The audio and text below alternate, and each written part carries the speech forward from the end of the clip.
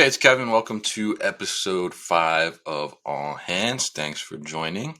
Happy to be back here. And on this week's episode, we're going to get into a little bit of manifest reaction and feedback from two guests, Anil Varanasi from Meter, and also Kristin Toth from Fernish. So I ran into them at the show. They're going to give us a little scoop on their thoughts and some of their biggest takeaways from the show as well. We're also going to have a great safety tip from Ken Smith of Canon Business Services. But on the audio podcast this week, make sure you check those out. I talked to CEO of Where to Go, Stephen Denton, at Manifest, and he gave me the scoop on their new partnership with Gap. We talk about shared fulfillment services and how that's going to change the way the supply chain kind of looks and works for those smaller to medium-sized businesses, and how larger businesses are starting to leverage their networks to be able to monetize some of that fulfillment capacity. And then on Wednesday, I talked to the CEO of CloudSort, Derek Zopa, also at Manifest, and we talk about how they're trying to change and disrupt the middle mile and make that shipping time a little shorter for the customer and increasing that shipping window for the shipper as well. So really interesting topics. So I'm excited to share all that with you. And now let's listen to the safety tip of the week from Ken Smith of Canon Business Services. Hello, my name is Ken Smith, Senior Director of Safety, Training, and Development at Canon Business Process Services. We provide a variety of outsourcing opportunities, including warehouse management services for companies in pharmaceutical, healthcare, aviation, and the audit industry, just to name a few. The safety moment and views I'll share with you today are my own and focus on employee awareness. Following safe work practices, job hazard analysis, and safety policies are key to keeping employees safe in the workplace. However, there are other factors that come into play when we are performing our job duties.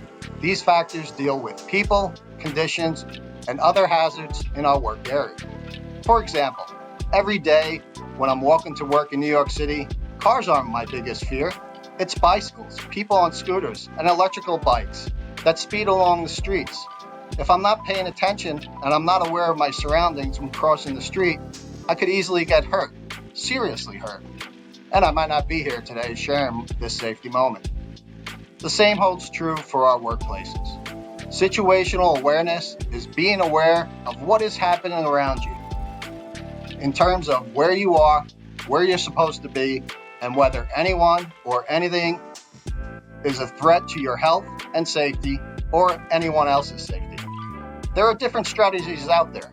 Two that I find very effective are Stop, Think, and Act and the 20-20-20 rule. It's important to stop and think about the job duty and steps you're about to perform. Think about the potential hazards and risks around you, in your environment, and how you will control or eliminate them. Then act safely by performing your job duties, following safe work practices. Also, I like to use this 20-20-20. Every 20 minutes, I take 20 seconds to look around, 20 feet to observe what's happening around my work area and what's going on. Is there anything that's going to impede my safety? What can I do to control it? Our workplaces can be very dynamic. Conditions, activities change throughout the day. And when we are focused just on getting the job done, we may not notice those changes. That creates risk. Remember, always be focused and aware of the situation you're in to prevent an incident from happening in the first place. Thank you for the opportunity, Kevin. Now back to you. All right. Thank you, Ken, for that great safety tip. Applies to the warehouse, but also to everyday life, as he mentioned there in the Big Apple. So be sure to follow Ken on LinkedIn. He's giving great safety tips like that every single day, pretty much. I see from him. That's kind of how I found him and asked him to be on the show. Really interesting stuff that he's putting out there.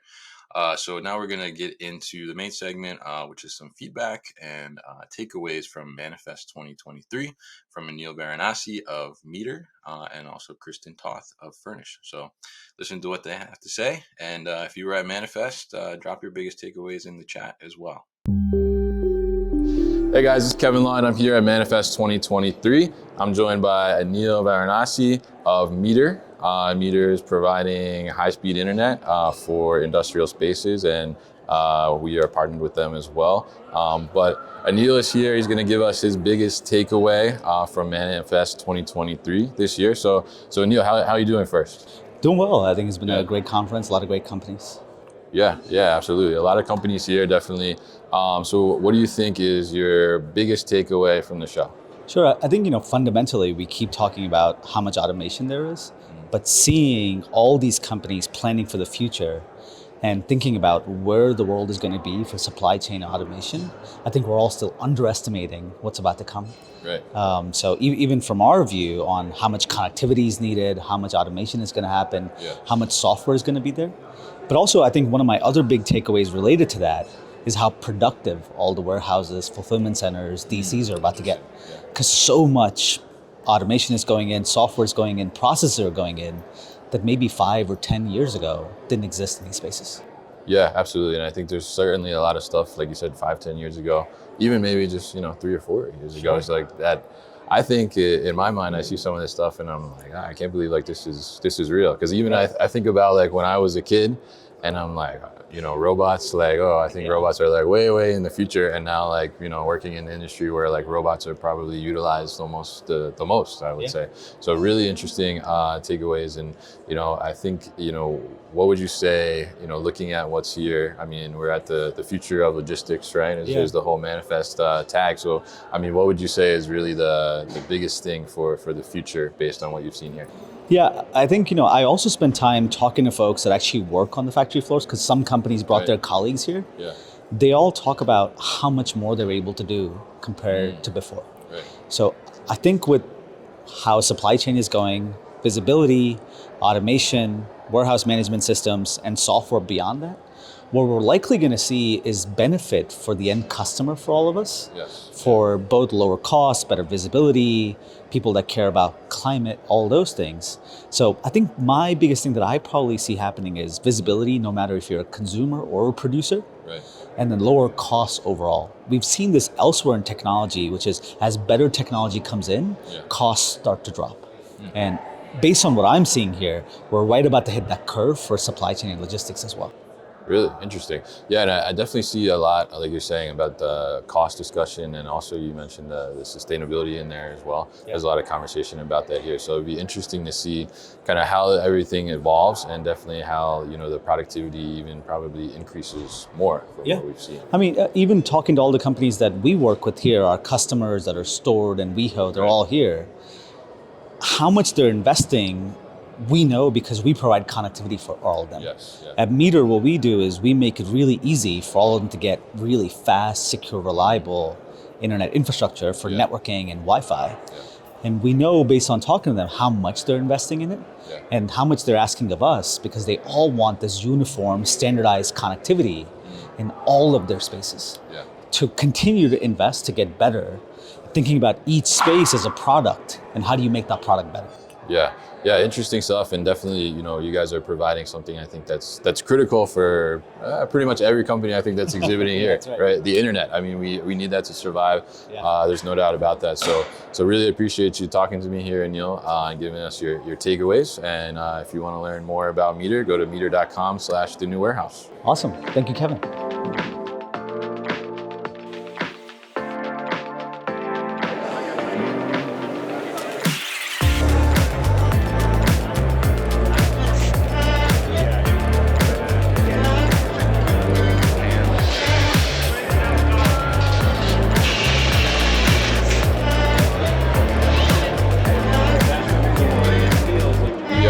Last day of Manifest 2023. I ran into Kristin Toth, CEO of Fernish, and you guys may remember she was just recently on the audio podcast talking about Fernish and all things from the COO perspective. So I figure we're here at Manifest, so let's get that COO perspective. So Kristin, how are you enjoying the show so far? It's been awesome. I mean, this is truly a conference unlike any others that I've ever been at, between the different experiences that you can have, the different folks that are here, and the kind of conversations that are happening all over the place. So it's been really great. Yeah, absolutely. I mean, there's a lot of people here and a lot of things happening. So I'm curious from your perspective, you're coming as an attendee, right, for your business, trying to see probably what's good for, the future of you guys, or the future of logistics, right? We're right here in front of this. So tell us a little bit about what are your biggest takeaways from the event, and what are you kind of taking back with you? Yeah, I mean, I think the big thing for us is we're not necessarily in the market to go and buy any new furniture or get any new automation or any of the things that, typically you're going to see here, but just having that challenge to your everyday way of thinking and getting out of your sort of routines is so helpful to just say well, there is something there that I can take away. When would that make sense? Or, could we use that as inspiration for something that we could do better? So I've really been excited to just see all of the different solutions that are out there and the problems that everyone's thinking about. And then even if you ask them something that, doesn't go with their business, right? We're lower volume, bigger product as opposed to higher volume, smaller product. And so, it's just well, what could we get from the people that are really optimizing for that? What are the things that we can bring away? And it's just good to get those new inputs that challenge the way that you think every day, especially when you're at a startup and you're so in it. Yeah. I mean, you get very deep into it, right? So it's good to kind of get out and talk to other people and see what are they doing in their operations, what kind of things are out there, and kind of just get your mind a little exercise, right? Absolutely. Right, from something else. Nailed it. Yeah. So what do you think here is probably the coolest thing you saw? Oh, well, I mean, personally, I love that there's puppies here. I can't, I mean, you're just not going to be able to go over that. But I love seeing all the different automation, all the different kind of software and the approaches that people are taking. So, I mean, it's always fun to see that sort of stuff. And I really do love that people are really challenging the status quo. And we've come through a couple of years where we just had new challenges to have to make us think about things differently. We had this kind of debate yesterday about efficiency versus resiliency, and I was like, wow, how are they different, right? You can't, if it doesn't do you any good to be really efficient if you only are efficient and can operate under like the perfect circumstances, because I don't know, I've been in operations too long. Like nothing goes according to plan, right? There's true. always something. Very true. So, so I think that that's just really great, and those are the types of conversations I'm talking about. Get in there and debate and talk about things. Definitely very interesting, and I think that's a great thing to be able to do too. Just kind of like talk to people about these different things. And I'm curious, because when we had the podcast interview that we did, right, we talked a little bit about the like sustainability, re-commerce side of things, and obviously that's like one of the themes here too as well. So what's your kind of your biggest takeaway in that realm from the show? I love that we're talking about it, and I love that there's so many solutions that are coming out. I think it's still early days, but we've got to start at these early days so that we can get to where things can all be pushing in the right direction. Like one of the things that I think is really great about our business is that sustainability, customer experience, and business can all be pushing in the same direction towards something that is more sustainable. Now we're still seeing a lot of kind of trade-offs of like the like sustainability or the cost, right? And so we'll get there. We definitely will. We've got to take this step before we get to that point. And I mean, Tesla has done that, right? Starting with the Roadster, going to the Model S, and now at Model 3, it's actually getting to a price point where more people want to opt in. So we'll do that across a lot of the sustainability vectors, and I'm really excited about it because when you see these first steps and like really legitimate good first steps that are going to get some adoption, we're on the path to getting further down that road where everything can push together. Absolutely, yeah, and I think that's the way to go. I mean, it's going to cost a little bit up front, but the more that we adopt, and I think the more that we kind of evolve those situations and we figure out the way to make it work, right? And that's what we've always done, right? So very good to talk to you and catch up here at Manifest 2023. So thanks for sharing your insights with us from the show. Yeah, thanks for having me. And if people want to find out more about Fernish, how can they do that? Fernish.com, Fernish.com. All right, great. Thanks. Thank you, Kristin Toth, for joining me here at Manifest 2023 and giving us the scoop from her perspective.